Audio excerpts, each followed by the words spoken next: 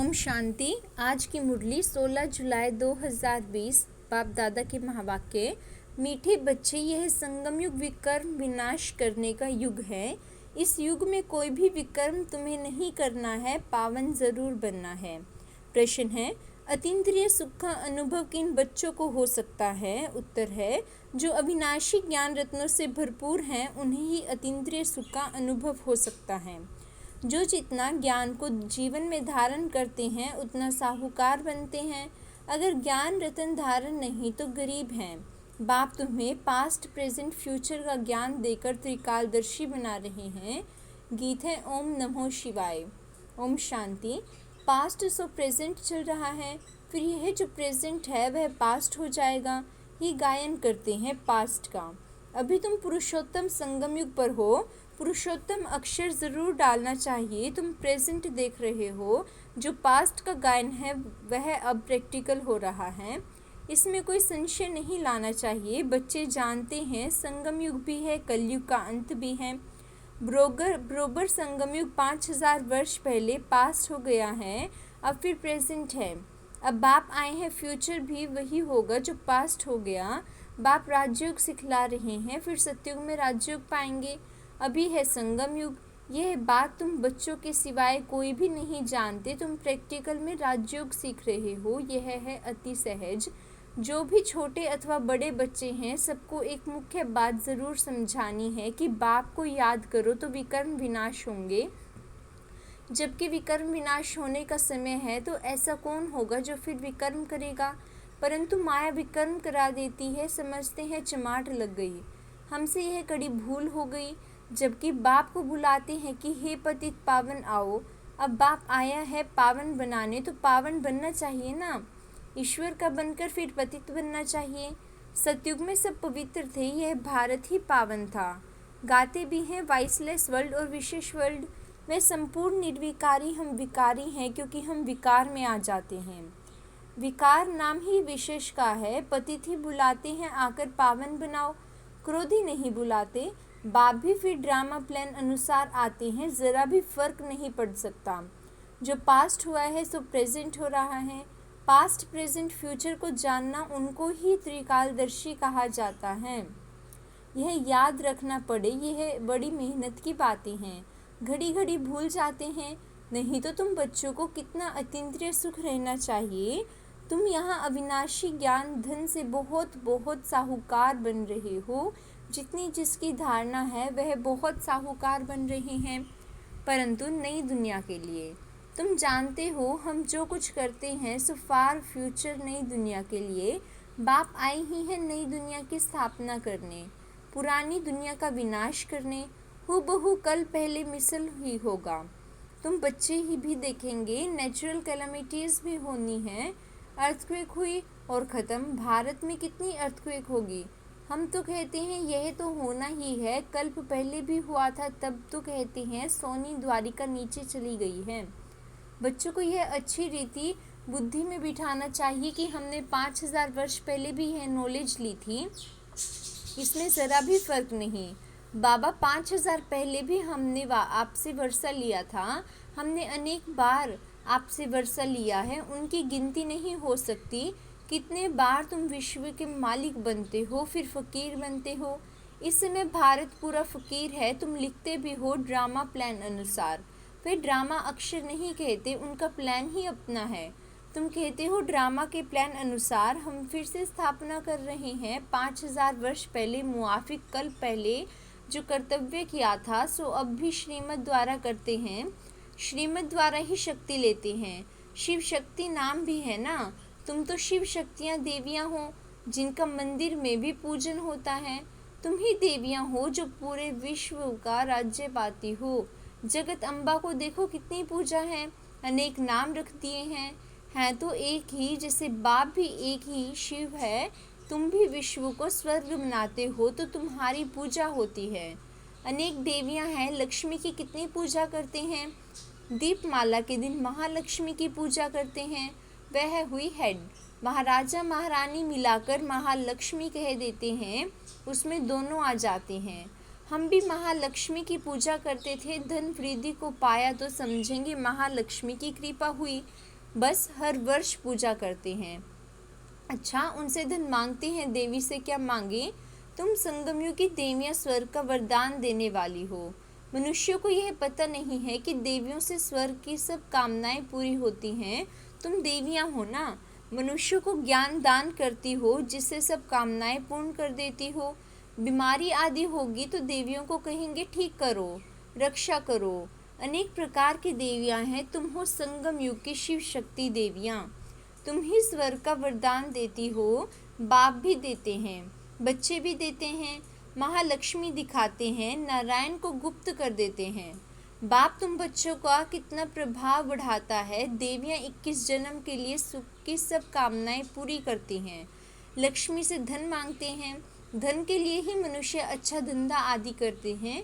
तुमको तो बाप आकर सारे विश्व का मालिक बनाते हैं, अथाह धन देते हैं। श्री लक्ष्मी नारायण विश्व के मालिक थे, अभी कंगाल हैं। तुम बच्चे जानते हो राजाई की फिर कैसे धीरे धीरे उतरती कला होती है। पुनर्जन्म लेते लेते कला कम होते होते अभी देखो कैसी हालत आकर हुई है। यह भी नई बात नहीं, हर 5000 वर्ष बाद चक्र फिरता रहता है। अभी भारत कितना कंगाल है, रावण राज्य है, कितना ऊंच नंबर 1 था, अभी लास्ट नंबर है। लास्ट में ना आए तो नंबर 1 में कैसे जाएं? हिसाब है ना। धीरज से अगर विचार सागर मंथन करे तो सब बातें आपे ही बुद्धि में आ जाएंगी। कितनी मीठी मीठी बातें हैं।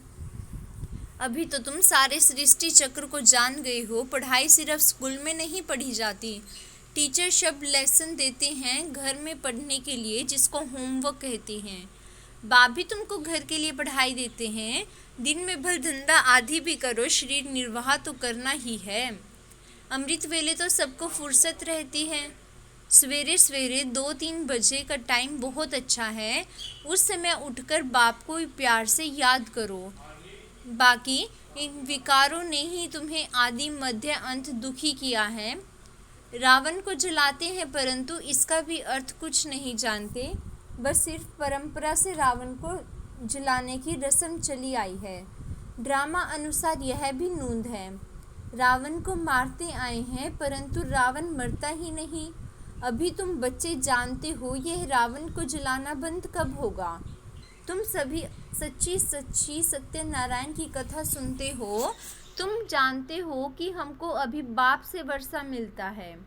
बाप को ना जानने कारण ही सब निधन के हैं। बाप जो भारत को स्वर्ग बनाते हैं उनको भी नहीं जानते हैं। यह भी ड्रामा में नूंद है। सीढ़ी उतरते तमोप्रधान बने तब तो फिर बाप आए, परंतु अपने को तमोप्रधान समझते थोड़े ही हैं। बाप कहते हैं इस समय सारा झाड़ जड़ जड़ीभूत अवस्था हो पाया है। एक भी सतो प्रधान नहीं, सतो प्रधान होते ही हैं शांति धाम और सुख धाम में। अभी है तमो प्रधान। बाप ही आकर तुम बच्चों को अज्ञान नींद से जगाते हैं, तुम फिर औरों को जगाते हो, जगते रहते हैं। जैसे मनुष्य मरते हैं तो उनका दीवा जलाते हैं कि रोशनी में आ जाएं। अब यह है घोर अंधियारा, आत्माएं वापस अपने घर जा न सके। भल दिल होती है दुख से छूटे, परंतु एक भी छूट नहीं सकते। जिन बच्चों को पुरुषोत्तम संगमयुग की स्मृति रहती है वह ज्ञान रत्नों का दान करने बिना रह नहीं सकते। जिसे मनुष्य पुरुषोत्तम मास में बहुत दान पुण्य करते हैं, ऐसे इस पुरुषोत्तम संगमयुग में तुम्हें ज्ञान रत्नों का दान करना है। यह भी समझते हो स्वयं परमपिता परमात्मा पढ़ा रहे हैं, कृष्ण की बात नहीं। कृष्ण तो है संगमयुग का पहला प्रिंस, फिर तो वह पुनर्जन्म लेते आते हैं। बाबा ने पास्ट प्रेजेंट फ्यूचर का भी राज समझाया है। तुम त्रिकालदर्शी बनते हो और कोई त्रिकालदर्शी बना नहीं सकते सिवाय बाप के। सृष्टि के आदि मध्य अंत का ज्ञान बाप को ही है, उनको ही ज्ञान का सागर कहा जाता है। ऊंच से ऊंच भगवान ही गाया है, वही रचता है। हेवनली गॉड फादर अक्षर बड़ा क्लियर है। हेवन स्थापन करने वाला शिव जयंती भी मनाते हैं, परंतु वह कब आए, क्या किया, ये कुछ भी नहीं जानते। जयंती के अर्थ का ही पता नहीं तो फिर मनाकर क्या करेंगे। यह भी ड्रामा में सब है। इस समय ही तुम बच्चे ड्रामा के आदि मध्य अंत को जानते हो, फिर कब नहीं। फिर जब बाबा आएगा तब भी जानेंगे। अभी तुमको स्मृति आई है यह 84 का चक्र कैसे फिरता है, भक्ति मार्ग में क्या है, उनसे तो कुछ भी मिलता नहीं। कितने भक्त लोग भीड़ में धक्का खाने जाते हैं, बाबा ने तुमको उनसे छुड़ा दिया। अब तुम जानते हो हम श्रीमत पर फिर से भारत को श्रेष्ठ बना रहे हैं। श्रीमत से ही श्रेष्ठ बनते हैं, श्रीमत संगम पर ही मिलती है। तुम यथार्थ रीति से जानते हो हम कौन थे, फिर कैसे भी यह बने हैं। अब फिर पुरुषार्थ कर रहे हैं।